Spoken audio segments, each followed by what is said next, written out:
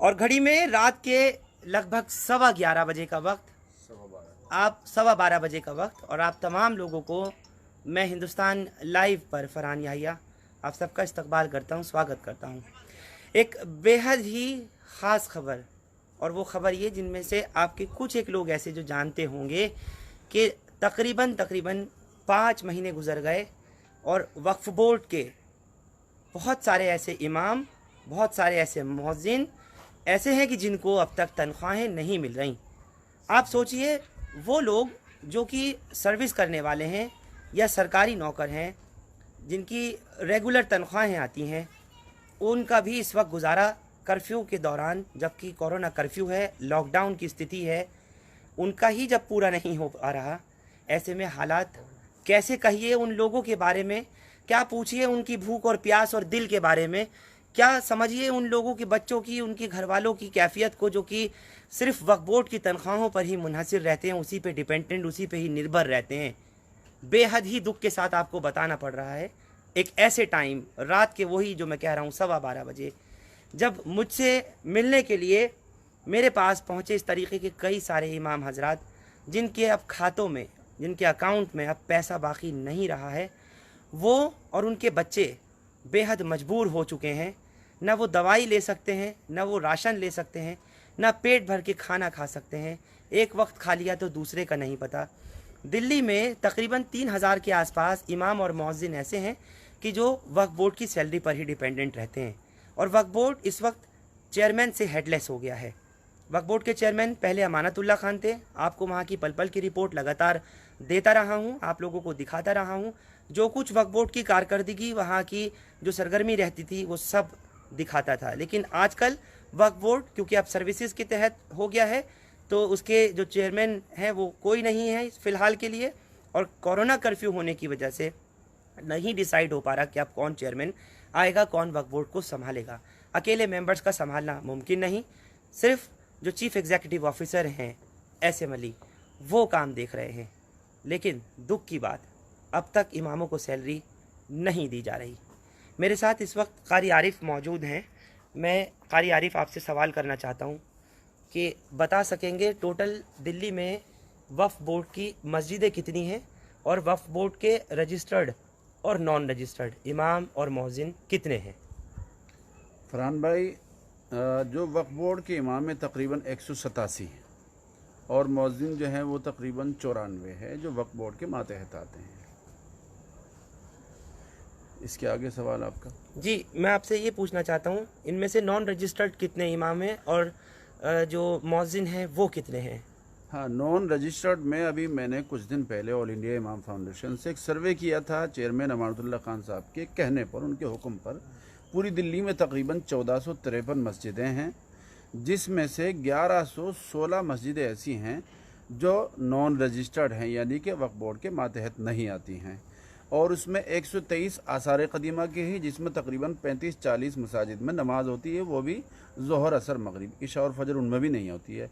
और जो वक्फ बोर्ड के मातहत आती है, मैं आपको बता चुका हूँ 187 हैं, जिसमें 187 इमाम हैं और बाकी तकरीबन 94 या 95 मुअज्जिन हैं। यानी कुल मिलाकर के दिल्ली वक्फ बोर्ड से जो रेम्यूनरेशन पाने वाले इमाम और मुअज्जिन हैं तकरीबन 300 हैं जो रजिस्टर्ड हैं, बाकी तकरीबन 2200 कुछ वो हैं जो वक्फ बोर्ड के मातहत नहीं आते। लेकिन वक्फ बोर्ड फिर भी उनको रेम्यूनरेशन देता है? नहीं देने का एक प्रपोजल आया था वक्फ बोर्ड ने, जो बोर्ड के मेंबरान हैं उन्होंने प्रपोजल पास किया था।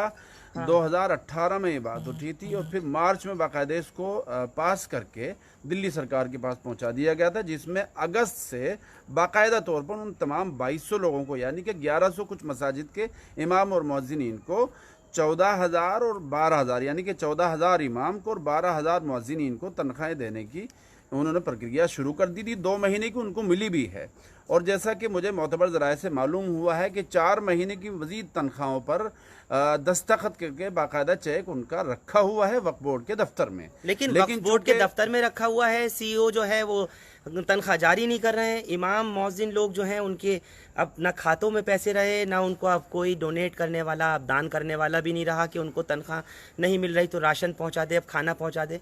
और लगातार मुझे फ़ोन भी आ रहे हैं, लोग मिलने भी आ रहे हैं कारी आरिफ के, उनको खाने तक की दिक्कत आ रही है, उनको क्या उनके बच्चों के लिए परेशानी पैदा हो रही है। जी जी जी, मैं आपको बताना चाहता हूँ, जो मेरी बात अधूरी रह गई थी कि जैसे ही शुरू में वो फाइल पास हुई थी तो वो आचार संहिता की वजह से उसको रोक दिया गया था कि अभी उसको नहीं दिया जाए, यानी कि प्राइवेट लोगों की जो तनख्वाहें थी कि उनको अभी इलेक्शन के पेश नज़र नहीं दिया जा सकता। उसके बाद फिर जैसे ही सरकार बनी, सरकार बनने के बाद एक मसला शुरू हुआ फसाद का, फसाद में लग गए। तो जैसे उस फाइल को बढ़ाते रहे तो वो फसाद की नज़र हो गई, पहले वो आचार संहिता की नज़र हो गई थी। उसके बाद जैसे ही उसको क्लियर किया था तो किसी के पेट में दर्द हुआ और उन्होंने जाकर के कहा कि ये जो सिलसिला चल रहा है वक्फ बोर्ड का, ये तो चेयरमैन है ही नहीं, जबकि ऐसा कुछ नहीं। अगर वक्फ एक्ट में आप देखेंगे, वक्फ एक्ट में 1995 में लिखा है कि अगर कोई चेयरमैन है और जब तक दूसरा चेयरमैन नहीं आएगा और वो अपने ओहदे पर यानी कि मिसाल के तौर पर एक एमएलए है, एमएलए की मुद्दत जैसे ही ख़त्म होती है और फौरी तौर पर वो दूसरी बार बन जाता है तो वो एक्टिंग चेयरमैन कहलाता है। जैसे ही वक्त साजगार होता है, वक्त साजगार होते ही इलेक्शन करा दिया जाता है, इलेक्शन कराते ही मेंबर चुने जाएंगे, मेंबरों में फिर उसके बाद फिर चेयरमैन चुना जाता है। चलिए, ये तो प्रक्रिया, लेकिन ऐसा नहीं हुआ। लेकिन ये प्रक्रिया जो है, मैं बता रहा हूँ आपको, लेकिन ऐसा नहीं हुआ। रही बात तनख्वाहों की, अगर आप तनख्वाहों की बात करेंगे तो चूंकि चेयरमैन जो होता है वो बोर्ड का होता है। अगर अकेला एक मेंबर इस वक्त बोर्ड में नहीं है, बाकी बोर्ड के मेंबरान तो हैं। बोर्ड के मेंबरान को चाहिए था कि अव्वल दिन से, चूंकि बहुत सारे लोगों ने मुझे भी फ़ोन किए, आपको भी फ़ोन किए, जो हमारे एमएलए साहब हैं मारुदुल्लाह खान साहब, उनको भी मुसलसल लोग फ़ोन कर रहे हैं, आपके भी राब्ते में बहुत सारे इमाम हैं। अगर बोर्ड के मेंबरान चाहते तो अब तक तनख्वाह जारी हो जाती। उसके साथ साथ जो मैं आपको बता रहा हूँ कि जो चेयरमैन होता है उसके साथ साथ एक सीईओ होता है जो सरकार की तरफ से एग्जीक्यूटिव ऑफिसर होता है, वो आईएएस लेवल का होता है। अगर सीईओ साहब चाहते तो शुरू दिन से, अव्वल दिन से वो दस्तखत करते और वहाँ से जो तनख्वाहें हैं, आज 30 अप्रैल हो चुकी, यानी कि आज पूरे 5 महीने हो गए हैं। दिसंबर, जनवरी, फरवरी, मार्च, अप्रैल, 5 महीने हो गए। 5 महीने से अभी तक इमामों को तनख्वाहें नहीं मिली हैं। और जो बेचारे जो प्राइवेट इमाम हैं, मैं बता रहा हूँ बहुत से लोगों ने मुझे फ़ोन किए, चूँकि मैं अव्वल दिन से रिलीफ के काम में लगा हूँ। बहुत से गरीबों के घरों में राशन के पहुंचाने का इंतज़ाम अल्लाह ने हमारे ज़रिए से कराया। उसमें तकरीबन 52-53 ऐसे इमाम हैं जो बेचारों ने दबी आवाज़ से और ये कहा कि हमारी जो ये मजबूरी है आप किसी के सामने जाहिर ना करें और शर्त यह है कि आप किसी को हमारा नाम न लें, हम परेशान हैं तनख्वाहें ना मिलने की वजह से। हम मुस्तहिक तो नहीं हैं कि हम इस तरह के राशन को लें, लेकिन चूंकि हमारी तनख्वाहें मुसलसल 5 महीने से नहीं मिल रही तो हमारे खाने का जो इंतज़ाम है, ना हम कहीं भीख मांग सकते हैं, ना हम किसी से कर्ज ले सकते हैं। बहुत सी मसाजिद आपको ऐसी मिलेंगी दिल्ली में जहाँ पर मोहल्ले भी नहीं हैं। जहाँ पर मोहल्ले हैं वहाँ से खाना वगैरह आ जाता है, लोगों के अखराजात चल जाते हैं। लेकिन बहुत सी मसाजिद वक्फ बोर्ड की ऐसी हैं फरहान भाई, जहाँ पर एक भी घर मुसलमानों का नहीं है, लेकिन वो बेचारे कुछ ऐसे इलाकों में, जंगलों में हैं, आइसोलेटेड इलाकों में, आइसोलेटेड इलाकों में हैं। वो बहुत सारे इमाम बेचारे वहाँ उन मसाजिद की निगरानी में पड़े हुए हैं और आज से नहीं 20 साल से वहाँ की खिदमत कर रहे हैं। अभी आप एक कारी खुर्शीद साहब से बात करेंगे, ये एक मस्जिद में इमामत करते हैं, लाहौरी गेट पर है, वहाँ कोई मुसलमान का घर नहीं, बेचारे वहाँ जाते हैं, वहाँ लेटने की भी सुविधा नहीं, लेकिन मुसलसल 20 साल से वहाँ मेहनत, कोई कारोबार कर सकते हैं ना कहीं पढ़ा सकते हैं, चूँकि इमामत है। अगर मुसलसल ऐसे ही इमामों के साथ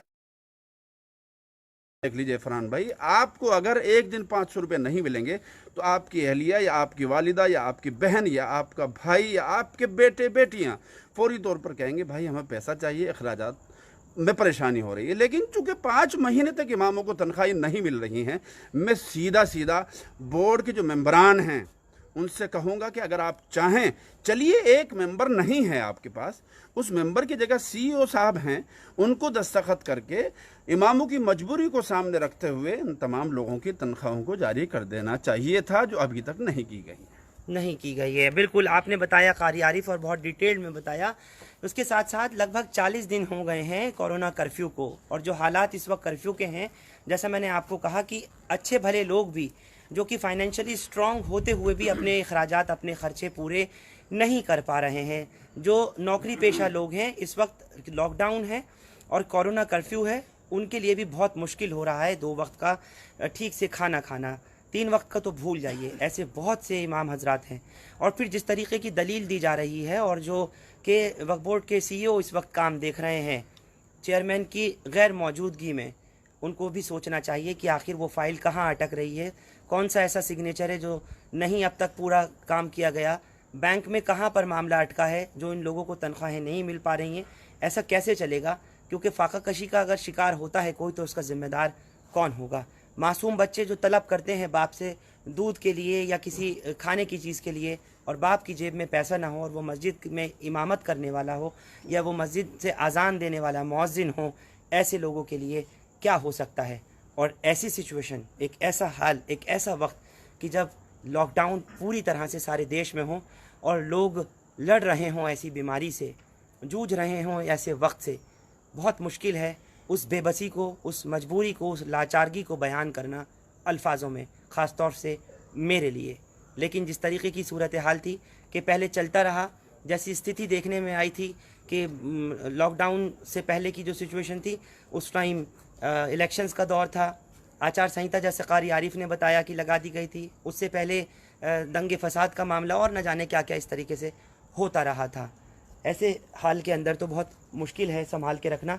उससे पहले मैं आपसे पूछना चाहता हूँ, क्या नाम है आपका? मेरा नाम खुर्शीद अहमद मिफ्ताही।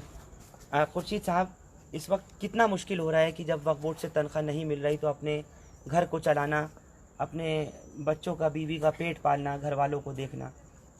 इस वक्त बहुत ज़्यादा परेशानी है, बहुत ज़्यादा परेशानी है जो इस वक्त मैं बयान नहीं कर सकता। हर इमाम इतना परेशान है, हर मुअज्जिन इतना परेशान है।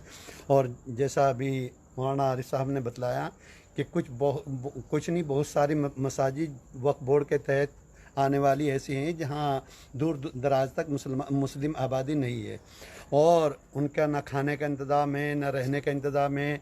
और उनके वो इस वक्त में इतने परेशान है, 5 महीने में अगर स्कूलों का देखा जाए, उनकी फ़ीसों का तकादा है, बच्चों की फ़ीसों का तकादा है भाई, और दूसरी ज़रूरियात सामने हैं। या जो किराए पर हैं, उनका जो किराए पर रहते हैं, मस्जिदों में इंतज़ाम नहीं है, वो किराए का मकान लेकर के अपनी फैमिली को साथ में रख रहे हैं। लेकिन किराए के लिए दिल्ली सरकार ने तो माफ़ कर दिया है।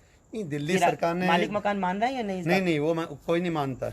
वो कहते हैं हमें दिल्ली सरकार खाने को थोड़ी देती है, हमें तो चाहिए टाइम पर। यानी किराएदार जो है पैसा मांग रहे हैं। अगर किराया वक्त पर नहीं देंगे तो हमारा मकान खाली कर दीजिए, उनका ये तकादा है। अच्छा, अगर दूसरा, इस वक्त में इतनी परेशानी है कि जहाँ खाने का दूर दराज तक इंतज़ाम नहीं है, पीने का इंतज़ाम नहीं है, दवाइयों के लिए परेशानी, हर तरह से परेशानी है। लॉकडाउन जिसको आज 40 दिन हो चुके और तनख्वाह मिले हुए पूरे 5 महीने गुजर चुके। बड़े अफसोस की बात है, अफसोस के साथ कहना पड़ता है कि इस वक्त इतनी लापरवाही के साथ मेम्बरान वक्फ बोर्ड या CEO वक्फ बोर्ड और हमारी हुकूमत दिल्ली सरकार, मैं सबसे दरख्वास्त करूँगा कि बहुत जल्दी इस मसले को हल करें और फ़ौरन इमामों की, मुअज्जिनों की तनख्वाहें जारी करें। मुझे आपसे ये भी पूछना है, जैसा आप इस वक्त बता रहे हैं, क्या आपको मुश्किलें पेश आ रही हैं घर चलाने में अभी फ़िलहाल के लिए? क्योंकि मुझे किसी एक इमाम ने फ़ोन करके बताया था कि उधार कर्ज कर रहे थे हम, जिनसे सामान लेते थे राशन का, जो ग्रॉसरी की परचून की दुकान है, उन्होंने भी देना बंद कर दिया कि पिछला चुकाओ। जी, इस वक्त में हालात यही हैं कि जिससे उधार लेने के लिए अगर फ़ोन करते हैं तो वो फ़ोन नहीं उठाते, और किसी राशन वाले दुकान पर जाते हैं तो वो ये कहते हैं भाई पहला दीजिए, आगे उसके बाद ही मिलेगा। और अब परेशानी है कि जब बच्चों के पास होते हैं तो बच्चों का तकादा होता है खाने का, पीने का, दीगर ज़रूरतों का, स्कूल के कोर्स का, और स्कूल की और भी बहुत सारी ज़रूरतें हैं जो बच्चों के सामने हैं, हम सब के सामने हैं। बहुत परेशान है इस वक्त में, परेशानी पूरी बयान नहीं की जा सकती, बहुत ज़्यादा परेशान है। और जल्द से जल्द बस यही दरख्वास्त है कि बहुत जल्दी वक्फ बोर्ड हम सब की तनख्वाहें जारी करें, बस इससे ज़्यादा कुछ नहीं। चूँकि रमज़ान का महीना, ये मुबारक महीना, आज 5 रोज़े जा चुके और हमारे पास कोई भी इंतज़ाम नहीं है। अगर हमने रोज़ा इफ्तार कर लिया तो सहरी के लिए फ़िक्र है, और सहरी कर ली तो रोज़े इफ्तार का फ़िक्र है, और बाकी तमाम ज़रूरतों के लिए परेशानी है, बहुत ज़्यादा परेशानी है। मासूम बच्चों को कैसे अपने समझा पाते हैं इस बस वक्त? वो कैसे उनको, समझाते हैं? क्योंकि आपको अगर तनख्वाह वक्फ बोर्ड से नहीं मिल रही है, आपके अपने खर्चे तो अलग, बच्चों को किस तरीके से आप हैंडल कर पा रहे हैं? बस ये कैसे कैसे वो तो अल्लाह जानता है किस तरह से, क्यों हम अपनी मजबूरी आवाम के सामने भी नहीं रख सकते, किसी के सामने ये भी नहीं कह सकते हाँ कि हमें कुछ दिया जाए, क्योंकि ये भी एक बहुत बड़ी बेइज्जती की बात है। बस ये जैसे कैसे ये तो अल्लाह जानता है किस तरह से इस वक्त में ख़र्चा चलाया जा रहा है, ये अल्लाह जानता है, बयान करने के काबिल नहीं है। इस वक्त में बहुत बड़ी दिक्कत है, बहुत बड़ी मजबूरी है। मेरे साथ इस वक्त मस्जिद मुबारक बेगम के भी इमाम मौजूद हैं। मौलाना अजमल, आपसे पूछना चाह रहा हूँ, सबसे पहले तो आपका, क्योंकि आपने बताया कि इलाज का मामला है, मुझे अभी लाइव शुरू होने से पहले भी पता लगी थी जी। आपके लिए कैसा हो रहा है? क्योंकि और कोई अलावा इमामत के कोई और कमाई का साधन, कोई और ज़रिया माश या कोई बिज़नेस काम? नहीं, मेरा कोई भी नहीं है। 1-2 ट्यूशन पढ़ाता था जिससे मैं अपना ये के खर्चा पानी कर लेता था। अब से 3-4 महीने पहले मेरी बीवी के जो ये तो नस है, इसकी कुछ दिक्कत है रीढ़ की हड्डी में। रीढ़ की हड्डी में जी। तो मैंने एम्स में अभी 3-4 महीने पहले इलाज कराया है। तकरीबन मेरे 37,500 रुपये खर्च हुए हैं। वो कागजात भी मेरे पास अभी मस्जिद में ही मौजूद हैं। यानी वो इस काबिल नहीं है कि 2 बच्चों को पेट भर कर खाना खिला सके। मेरे घर में इतनी परेशानी है, मैंने बच्चे की रिश्ता लगा रखा है, और बच्चे की शादी के लिए मैंने ये सोचा था कि रमज़ान से पहले शादी कर लूँगा। वो 40,000 जो मेरे पहले कुछ जमा करे थे थोड़े थोड़े करके, वो तो सब ऐसे ही चले गए।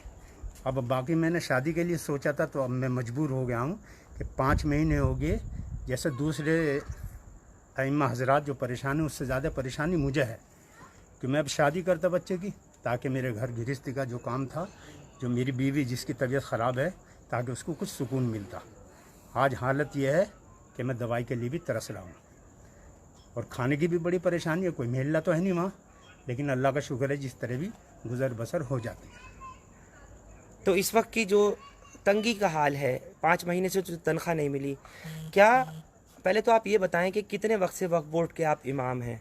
मैं तकरीबन मुझे 15 साल हो गए। 15 साल में क्या कभी ऐसा दौर आया था जिसमें 5 महीने 6 महीने तक तनख्वाह ही ना मिली हो? मेरे सामने कोई ऐसा दौर नहीं आया, लेकिन जो अब दौर जो देख रहा हूँ मैं, इतना मैंने कभी देखा नहीं, और जितनी परेशानी अब मुझे है इतनी मैंने कभी अपनी ज़िंदगी में देखी नहीं। अब देखो, बीवी के लिए मैंने 40,000 रुपये वो 3 महीने पहले जो मैंने रकम जमा की थी, आहिस्ता थोड़ी थोड़ी करके कुछ बच्चों को पढ़ा के, ट्यूशन पढ़ा के, कुछ इस तरह करके वो सब ख़त्म हो गई। अब बच्चे की शादी का मसला था, वो रिश्ता मैंने 1 साल लगा रखा है, 1 साल से लगा हुआ है। वो लोग भी परेशान हैं, लड़के वाले, लेकिन अब मेरे पास कोई ज़रिया माश नहीं है जिससे मैं बच्चे की शादी कर सकूं। तो मेरी वक्फ बोर्ड वालों से मुक़द्दमाना दरख्वास्त है कि ये जो तनख्वाहें हैं वो जारी कर दी जाए, ताकि सबकी परेशानी दूर हो जाए। लॉकडाउन में अभी जो स्थिति है उससे आप कैसे निपट पा रहे हैं? भाई परेशानी है। मैं आज 5-6 रोज़ के बाद आज लाल कुआं है इधर, नई मस्जिद में ही रहता था, तो इसलिए परेशानी क्या आप है। खाकर गुजारा कर रहे हैं इस टाइम? बस जी, मेरा तो मामूल खाने का ये है कि अफ्तार में एक केला ले लेता हूँ, एक खजूर ले लेता हूँ। मैं रोटी खाता नहीं, सहरी में दूध पी लेता हूँ, 1 आध रोटी खा लेता हूँ। जिस तरह भी अल्लाह ताला गुजारा करता है कर लेता हूँ। आपको कोई खाना तक पहुंचाने वाला नहीं है? कोई राशन के लिए आपके पास आया दिल्ली सरकार की तरफ से? किसी ने कहा आपको आकर कि हम राशन दे देते हैं? दिल्ली सरकार की तरफ से नहीं आया। एक भाई दानिश साहब हैं इधर पंजाब फाटक में, वो मुसलसल मेरे से राब्ते में रहते हैं, वो मालूम भी करते हैं, 1 आध मरतब दिया भी है मुझे उसने। यानी वक्फ बोर्ड से अगर तनख्वाह नहीं मिल रही तो कोई 1 आध आदमी रहम और सवाब बतौर कुछ दे जाता है तो दे जाता है। ये बाकी कोई इस तरह का नहीं है। मस्जिद के आसपास मैं अकेला हूँ, मौलवी साहब भी घर गए हुए हैं, तो इसलिए सब जिम्मेदारी मस्जिद की मेरी है, वहीं सफाई करना, वहीं रहना। आज तकरीबन 5 दिन के बाद मैं बाहर निकला हूँ। परेशानी का आलम यह है कि मैं किसी के सामने कुछ कह भी नहीं सकता। दिल्ली वक्फ बोर्ड के जो अब सीईओ हैं, जो काम देख रहे हैं, क्योंकि अब चेयरमैन तो कोई रहा नहीं है, तो सीईओ से क्या आप लोग मिल पाए? आपके इमाम या मौज़िन लोग मिल पाए? मैंने सुना है कि पहले कुछ लोग मिल पाए थे, अइम्मा हजरात जो जिम्मेदार हैं हमारे एसोसिएशन के जी, वो मिल पाए थे। उनको उन्होंने 2-4 दिन का टाइम दे दिया था, हमें भी खुशी हो गई थी। कितने महीने पहले? अभी 2 महीने पहले मिले थे। अच्छा, लेकिन 2 महीने पहले जब आप मिले थे हाँ, तो 2-3 रोज तब तक तो 3 महीने की सैलरी रुकी जी, होगी जी, ना। जी। तो 3 महीने वो रुके, अब 2 महीने आपको मुलाकात हो किए गए। हो गए, यानी 5 महीने हो मैं गए ये पूरे। नहीं समझ पा रहा ये मामला है क्या, मतलब फाइल कितनी हो गई, क्या फाइल से कौन से हुरूफ उड़ गए जो समझ में नहीं आ रहे, कौन सी रकम उड़ गई जो समझ में नहीं आ रही, बैंक वालों के या किसी के भी, ये मेरी भी समझ में नहीं आ रहा। 3 महीने हो गए, 4 महीने हो जाते, लेकिन 5 महीने हो गए, अब भी कोई खैर खबर नहीं है।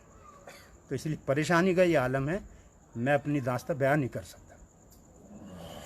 वाकई परेशानी का ये आलम है जिस तरीके से आप इस वक्त सुन पा रहे हैं, और कह रहे हैं अजमल साहब कि मैं अपनी परेशानी को बयान नहीं कर सकता। और ये भी हकीकत है कि मैं ख़ुद भी इन तमाम जो आइम्मा हजरात हैं, जितने भी इमाम मस्जिदों के हैं या मौज़िन मस्जिदों से अज़ान देने वाले, वहाँ की जो केयर टेकर होते हैं, उन सब के लिए बहुत मुश्किल हो रहा है लॉकडाउन के हालात में गुजारा करना। क्योंकि जब लॉकडाउन नहीं था तो उस वक्त में तो कहीं ना कहीं किसी घर से कोई ना कोई कुछ खाना पहुंचा दिया करता था, या कोई ज़रूरत का सामान, ये किसी से तलब तो कह रहे हैं कि हम करते नहीं थे, हम डिमांड तो किसी से करते नहीं, जो कोई कुछ दे जाता है, खाने का सामान, दवाई वगैरह दिलवाने का कुछ कर देता है, कोई प्रोविज़न, कोई इंतज़ाम तो हो जाता है। नहीं तो इस वक्त परेशानी इतनी है कि ना खुद का पूरा हो पा रहा है खाना पीना या दवाइयाँ वगैरह, ना ही बच्चों का और उनकी बीवी वगैरह का घर का खर्चा चल रहा है। मैं आपसे पूछना चाह रहा हूँ कारी आरिफ, ये जिस तरह बता रहे हैं कि मुलाकात ये करने गए थे पहले, एक पूरा डेलीगेशन लेके गए थे 2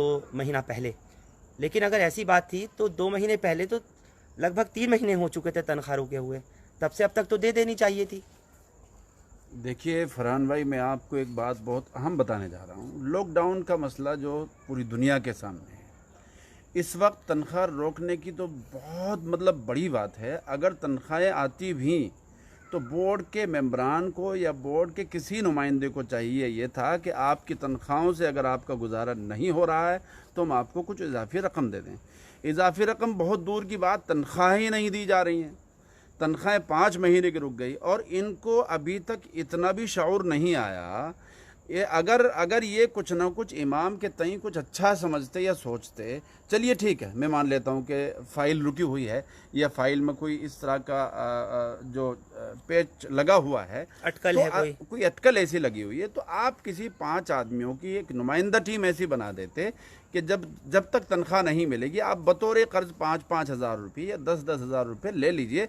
जैसे ही आपकी तनख्वाह आएगी आप इस कर्ज को वापस लौटा दे। चाहिए ये था, मैं आपको बार बार कह रहा हूँ कि इजाफी रकम देनी चाहिए थी, लेकिन तनख्वाहें न मिलने की वजह से एक तो आदमी अपने भाई बंद के पास नहीं जा पा रहा है, अपने घर नहीं जा पा रहा है, और वहाँ जाकर के चूँकि कई बार मतलब ऐसा होता है, मतलब जो इमाम और मौजिन दिल्ली में फंस गए हैं अब लॉकडाउन, तो नहीं जा पा रहे कहीं नहीं जा, कैसे जाएंगे, बॉर्डर सील हैं। अच्छा, बहुत से बेचारे इमाम ऐसे हैं, बहुत से ऐसे हैं जिनकी फैमिलीज़ यहाँ रहती हैं। फैमिली का आप खर्च अच्छा जोड़ करके देखिए, अगर आप सुबह नाश्ते का 100 रुपये लगा लीजिए, दोपहर का खाना 200 लगा लीजिए, शाम का दोपहर का 200 रुपये लगा लीजिए, 500 रुपये महीना होता है, 15,000 रुपये, 500 रुपये रोजाना का, 15,000 रुपये महीने का खर्च इंसान ले रहा है, तो कहाँ से वो कर्ज लेगा, कितने महीनों तक लेगा। हर बार यही कहा जाता है कि बस 2 दिन रुक जाइए, हर बार यही कहा जाता है 2 दिन रुक जाइए, हर बार यही कहा जाता है कि 2 दिन रुक जाइए। मैं बहुत ही दस्त बस्ता गुजारिश करता हूँ बोर्ड के मेंबरान से कि अल्लाह के वास्ते इन पर रहम खाइए, इमामों पर, मुअज्जिनीन पर रहम खाइए। अगर खुदा न खास्ता इनका दिल दुखा तो आपको भी चैन नहीं मिलेगा, ज़िंदगी आपकी अच्छी नहीं रहेगी। अल्लाह के वास्ते इनके जितने भी मामलात हैं हल कर लीजिए। जब तक मैं मानता हूं कि चलिए 4, 5, 6, 7, 8, 10 दिन तक सैलरी नहीं मिली तो आप एक टीम ऐसी बना लीजिए कि सबके मोबाइल नंबर ले करके पेटीएम कर दीजिए 5,000, 10,000 रुपये। जैसे ही इन बेचारों को तनख्वाह मिल जाएंगी उसके बाद आपका कर्ज या बोर्ड का कर्ज वापस लौटा देंगे। लेकिन कोई सोचे तो सही, अपनी जेब की, अपने अखराजात की, अपने किचन की, अपने चूल्हे की सबको खबर है। लेकिन ये बेचारे निहत्ते लोग जो मस्जिदों में रह करके मस्जिदों की चौकीदारी करते हैं, मस्जिदों में सफाई सुथराई करते हैं, मस्जिदों के पानी की और चटाइयों की सफ़ों की निगरानी करते हैं, नमाज पढ़ाते हैं, बच्चों को कलीमा और कुरान सिखाते हैं, क्या इनकी यही मतलब इनका यही एहतराम है, इनकी क्या नाम यही एक वक़्त है कि आप इनको बिल्कुल भूल जाएं? बहुत सी मस्जिदें, मैं फिर तीसरी बार कह रहा हूँ कि जंगलों में हैं, जहां खाने का कोई नज़म ही नहीं, बेचारे 2-2, 3-3, 4-4 किलोमीटर दूर जाकर के, आधा किलोमीटर दूर जाकर के खाना लाते हैं और खाना खाते हैं। लॉकडाउन वो भी बंद है। मैंने देखा है एक वीडियो वायरल हो रही थी, जो धौला कुआं मस्जिद के पास कोई मदरसा और मस्जिद है जी, वहाँ अभी अंदर वो रिज एरिया में है, थोड़ा जंगल इलाके में, ना कहीं बहुत चंदा कर परेशानी सकते हैं, ना कहीं जाकर के मांग सकते हैं। वैसे भी ये मुअक्कर मतलब इमाम लोग जो बहुत अच्छे लोग होते हैं, चूँकि आप ये समझ लीजिए कि जैसे कॉलेजेस में, यूनिवर्सिटीज़ में प्रोफेसर्स होते हैं, ऐसे ही इमाम लोग होते हैं। चूँकि मौलवी, मुफ्ती या कारी होने के बाद ही इनको इमामत मिलती है। बेचारे 18,000 रुपये वो भी अमानतुल्लाह खान साहब ने किए, नहीं तो अभी तक 10,000 रुपये महीनों में ये बेचारे काम कर रहे थे। उस बेचारे ने, अल्लाह ताला उसकी उम्र को लगाए, उसको सलामत रखे, अपनी जान पर खेल करके 10,000 से सीधे 18,000 किए और पूरे 2019 की जनवरी से अभी तक मिले चले आ रहे थे। लेकिन नवंबर तक उन्होंने दिए। जैसे ही वो आचार संहिता वाला मसला हुआ, किसी के पेट में दर्द हुआ, तो कोई ना कोई कहीं ना कहीं से पिन लगाता। अगर अमानतुल्लाह खान जैसा आदमी, बहादुर दिलेर आदमी चेयरमैन बनता है और बोर्ड उसका साथ देते हैं, तो बोर्ड का वो नाम होगा जो आज आपने देखा, अभी नेशनल लेवल पर उसका नाम लेकिन हुआ ऐसा है। कोई इंतजाम, लेकिन ऐसा कोई इंतजाम अमानतुल्लाह उस वक्त में नहीं करके जा पाए कि तनख्वाहें जो हैं वो रेगुलर रह पाती। क्या उस टाइम में ग्रांट नहीं आई थी? देखिए मुझे मैं बहुत अच्छे से जानता हूँ, मुझे कई लोगों ने बताया है, क्योंकि मैं वक्फ बोर्ड के इमाम होने के नाते वहाँ अक्सर जाता आता रहता हूँ। मैं मस्जिद में इमामत करता हूँ, लेकिन कई बार मुझे कुछ ना कुछ काम पड़ते रहते हैं, चूँकि सर्वे भी किया है मसाजिद का।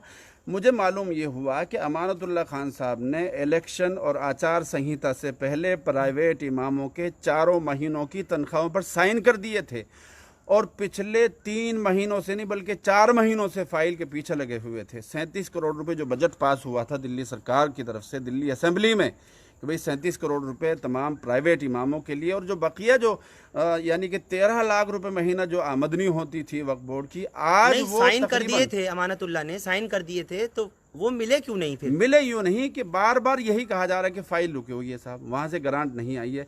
और मुझे मोतबर ज़राए से कुछ लोगों ने बताया कि वो फाइल पास हो गई थी और ग्रांट आ गई है। जब पैसा वक्फ बोर्ड के खाते में मौजूद है, आप हिमाल अख्तर साहब जो मेंबर हैं दिल्ली वक्फ बोर्ड के, हाई कोर्ट के जो मतलब बार काउंसिल के मेंबर भी हैं, जो पूर्व चेयरमैन हैं अमानतुल्लाह खान साहब, जो इस वक्त MLA हैं ओखला के, आप उनसे भी बात करके देख सकते हैं। आपको यही जवाब मिलेगा कि ग्रांट आ चुकी है, पैसा बोर्ड के खाते में है। अगर इनकी नीयत ज़रा सी भी सही हो जाए तो कल तनख्वाहें आ जाएगी, लेकिन इनकी नीयत अभी ठीक नहीं है फरहान भाई। लेकिन अमानतुल्लाह जिस वक्त हटाए गए हैं वो अब से लगभग हटाए नहीं गए, बिल्कुल फिलहाल हटाए गए हैं सरकार की तरफ से। आपके से पूछना चाहता हूँ, उनकी मुद्दत पूरी हुई है, सुनिए मेरी बात जी।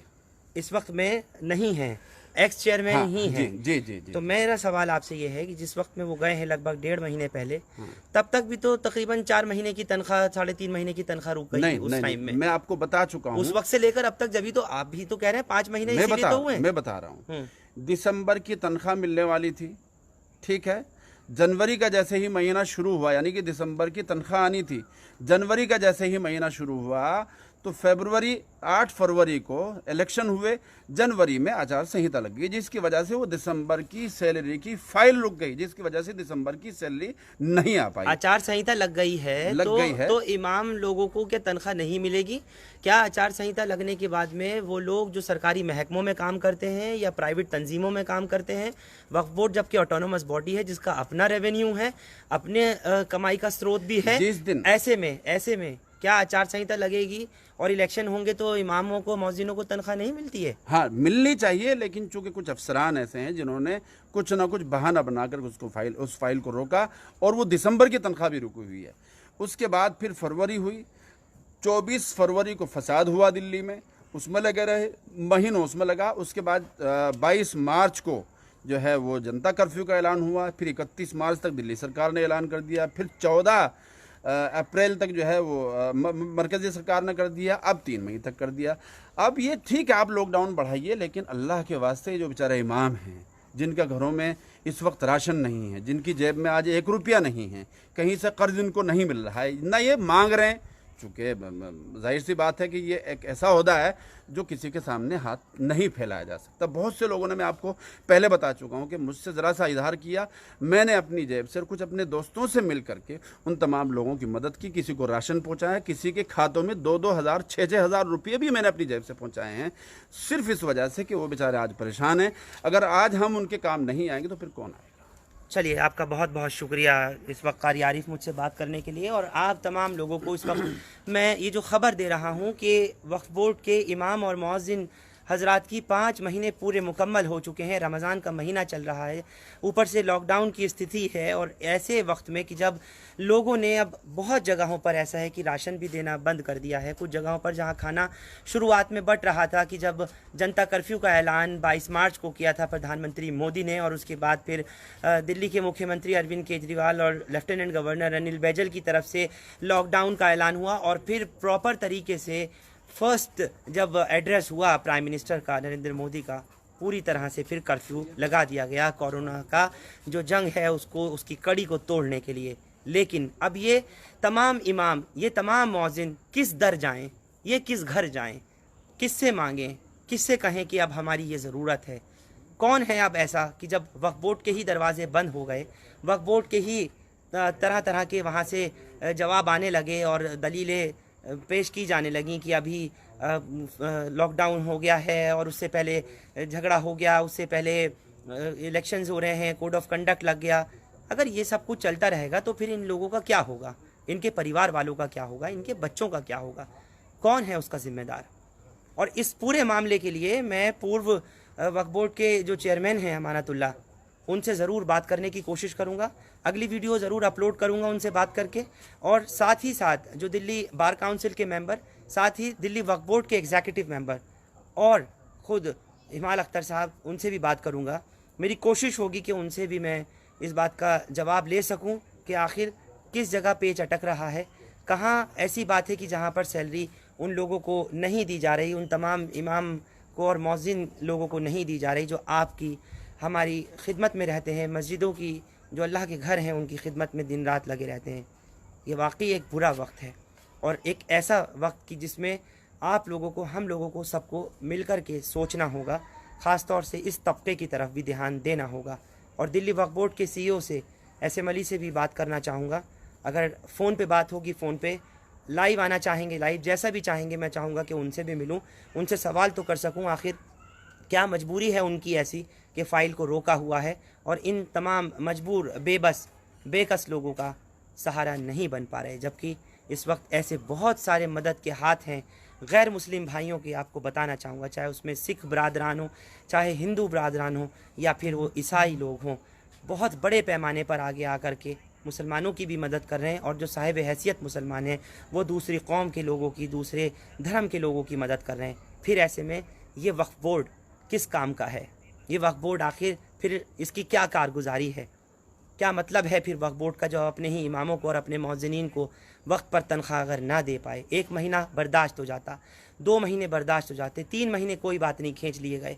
लेकिन अब लॉकडाउन की स्थिति में पूरे 5 महीने इन लोगों को सिर्फ इस इंतज़ार में हो गए कि शायद हो सकता है कल आ जाए, परसों आ जाए।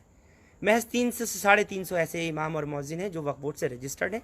बाकी लगभग 2200 के आसपास ऐसे हैं जिनके बारे में बताया जा रहा है कि वक्फ बोर्ड से वो रजिस्टर्ड नहीं है, लेकिन फिर भी उनका जो रेम्यूनरेशन है, उनको जो पैसा है वो वक्फ बोर्ड के ज़रिए दिया जाता है।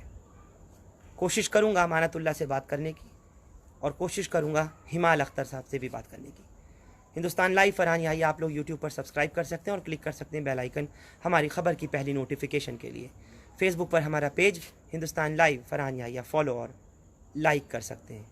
बहुत बहुत शुक्रिया आप सबका इस खबर पर जुड़ने के लिए।